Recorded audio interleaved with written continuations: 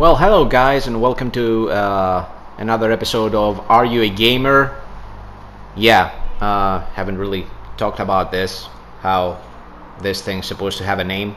But anyway, I did my tests with my audio here, with which I've been having problems, and they were, it seems, easily solved, or at least they were kind of lessened with just a simple mic that I already had hidden somewhere. Like, yeah, dude, I thought it wasn't even working, and I found this this video explaining how the connection cord should have not just 2 lines but 3 lines in order for it to work properly.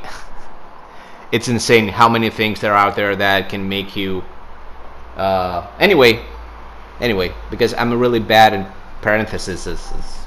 I'm having my coffee. It's late afternoon. It's kind of hot, so if you hear a little hum, a little something, that's the fan over there.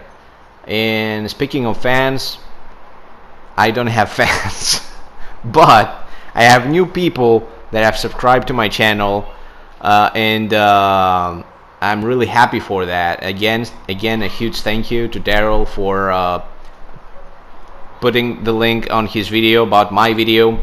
As you can see right there in the back, I've been torturing myself, actually, not playing Super Street Fighter 2 Turbo.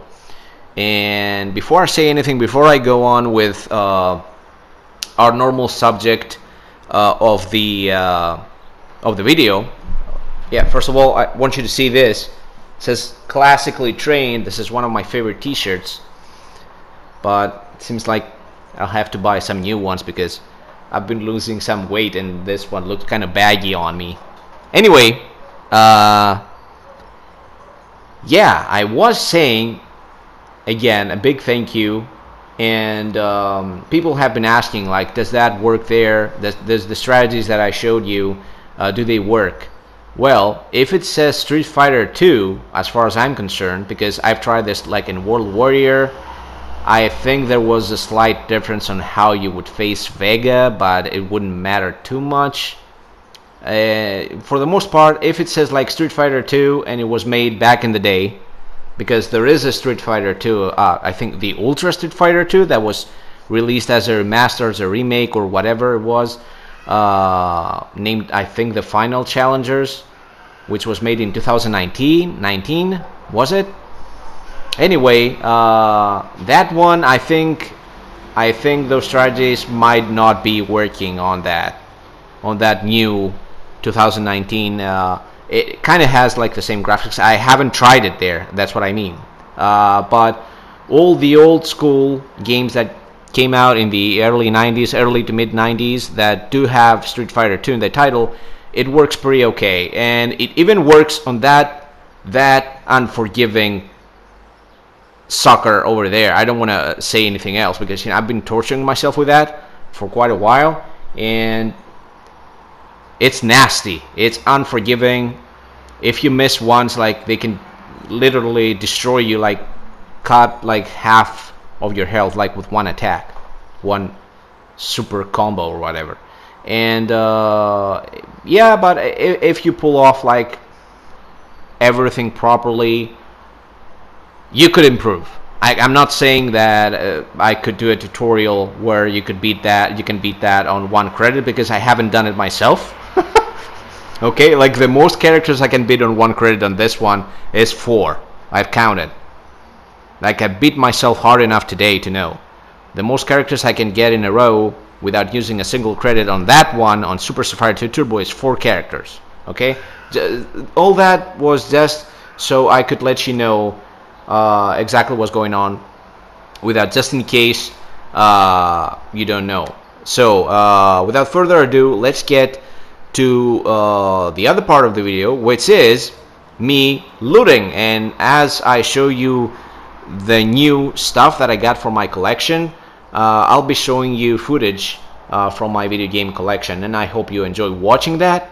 It's not much, but at the same time, I don't think it's something you could ignore either. I think it's pretty decent.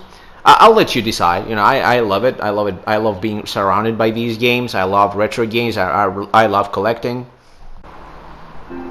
And here we start off with some boxed Atari games, some Famiclone cartridges, Nintendo Switch, Jason's Mask for Halloween purposes, and other sorts of videos, and a full-blown shelf of Atari games. If you have been in the channel for a while, you know that I just love Atari. Game Boy games, Dreamcast, N64. You can see Game Boy, the white brick Game Boy, or the gray one. And box NES games, Irem's special new collector's edition of Metal Storm, more NES games. You can see Mega Man. You can see two Godzilla figures over there. I'm a huge Godzilla fan. I'm a huge nerd with that kind of thing. Super Nintendo. I just love the Super Nintendo. Here's the box of my actual arcade one-up cabinet of Mortal Kombat. And you know, before you say anything that I just love Super Nintendo, oh my god, Nintendo fanboy, this is an entire bookshelf, like 3 out of 4 bookshelves of that is full of Sega games, Master System, Asian Mega Drive games, Genesis. So I still enjoy getting a few games here and there. I don't tend to buy as many games as I used to, like 5 or 6 years ago, and that's only natural. It's not like I'm totally stopping.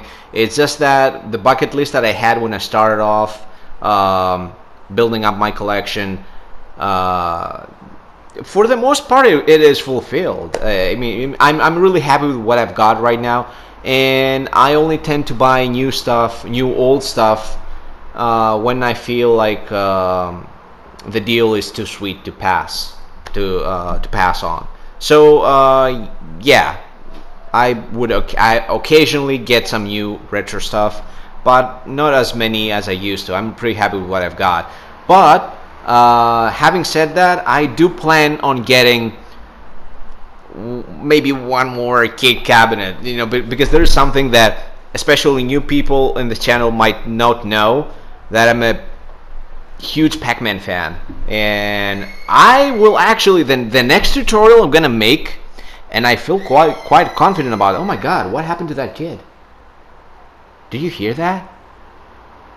Like full-blown screaming. What were they hurting? So I'm planning to do a video tutorial on how you get better at Pac-Man, and don't freak out. I don't reach like the kill screen. I'm not able to to reach the kill screen, but I have learned a few stuff that would definitely make you a better Pac-Man player. Okay, and even as we speak, I get to improve myself. So I might get to do another video where I actually play. And you know, if you're not getting bored at me watching me clearing boards using Pac-Man and eating pellets and power pellets, then you know, feel free to watch it because I'll be making it at some point. I'll be making a video where I just play Pac-Man. You know, I'm sorry if that would be like too boring for you, but I'm pretty sure that there are people out there that would like to watch that. I have a couple of cartridges to show you. It's one Super Famicom cartridge and one European Super Nintendo cartridge. For all people that don't know, I am from Europe. I'm from Greece, and this is PAL region basically. So yeah, I'm gonna show you what I got. I thought the deal was kind of sweet, and I really wanted to have these games. And before I say anything else, that was the package in which the cartridges came in. And why am I showing this to you? Because this was supposed to be a real unboxing thing, unpackaging, or whatever you may want to call it, but I messed up because I had a friend of mine record me with his with my phone, and guess what happened? I just lost the footage. Yeah. When it really matters, it seems like I can't do it the right way. So let's get on with the cartridges. The first one that I got is the Super Famicom one, and for people that don't know what a Super Famicom is, it's basically the Japanese Super Nintendo. And I hope I'm not yelling too hard. Like, This is Dragon Ball Z Super Gokuden Totsu something, and it doesn't seem to be able to focus for some reason. And this is a game that pretty much covers the story of the early Dragon Ball series, from the point where Bulma picks up Goku in the wilderness. If you have watched Dragon Ball, up to the point where Goku saves the planet from King Piccolo. And I enjoy that part of the series very, very much. I actually think it gets too overshadowed by Dragon Ball Z. Dragon Ball Z, it's cool, but Dragon Ball, like OG Dragon Ball, was comedy gold in my opinion. And if you haven't watched that, if you feel like the best thing you can watch out of B series Dragon Ball Z, I think you might be missing out on some things. You should watch that. You should really watch. But yeah, enough of that. This is an adventure game. Now you'll be watching some footage of me playing the game. Of course, it's a Japanese cartridge, so it's a Japanese game. It relies too much on Japanese text, and since I don't know Japanese, what I did was basically played the translated emulated version of it on PC, and now I pretty much know how to pull through the game without knowing Japanese. Yeah, I know, I'm weird. What did you expect? But anyway, I think it was a sweet deal getting this cartridge. I got it like for €7, which translates to... Okay, it's... So apparently €7, it's $7.50.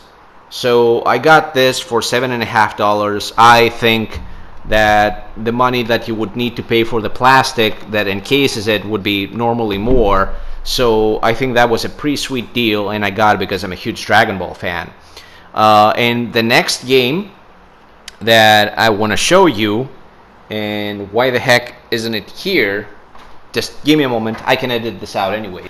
The other game that I got is the spiritual successor of this game, the spiritual sequel of this game, which is Zombies Ate My Neighbors. This is the Genesis version of the game. I did not want to have the PAL version of the game. I don't like censored games at all. Like, the title is censored in the PAL region. The game over screen is censored. Like, seriously. Anyway, I'm gonna drop this. This is the Genesis version, and I got the spiritual sequel of that game, which is Ghoul Patrol for the Super Nintendo, developed by LucasArts, who have also given us some excellent games like the Star Wars games and Indiana Jones games. And this is a really good game. This is a two-player gem over here. For me, it has some downsides compared to its predecessor, compared to Zombies Ate My Neighbors. It's not as fast-paced, it's not as intense, and the difficulty is kind of watered down. But having said that, the difficulty being watered down actually helps you play with a friend and learn the game better and enjoy it more, because Zombies Ate My Neighbors was kind of unforgiving. From a point after that, it was almost impossible to enjoy with a friend of yours. So Ghoul Patrol, it's a good game, especially co-op. It doesn't get brought up too much in conversations when people get to talk about Zombies Ate My Neighbors. I don't see many people talking about that one. I kind of get it though, because Zombies Ate My Neighbors had already set the bar too high and it just wasn't as good. But still, it's a fun play. I got this like for €26, which is pretty much almost the same. Maybe $27. Maybe it costs like $1 more. As far as I've seen on the phone, with the equation between the currency. What is euro? What euros translate to dollars? Yeah, it's. I thought it was a pretty sweet deal. I think the concept is really fun. I enjoyed the first game anyways, and I thought it was a good idea to actually buy it. So, what are your thoughts about these games? Have you played them? Do you know of them? Feel free to share anything down in the comments. Have you seen something on my bookshelf that you want me to talk about? Is there something that you want to see, in terms of gameplay? Do you want to see me do you want to see me, oh my god, beat a certain game or of some sorts? I'll be glad to just try it out, if you have a suggestion to make. And again, thanks for pressing the subscribe button. It means a lot to me. I'm really happy for that. And as for me, I'll see you next time.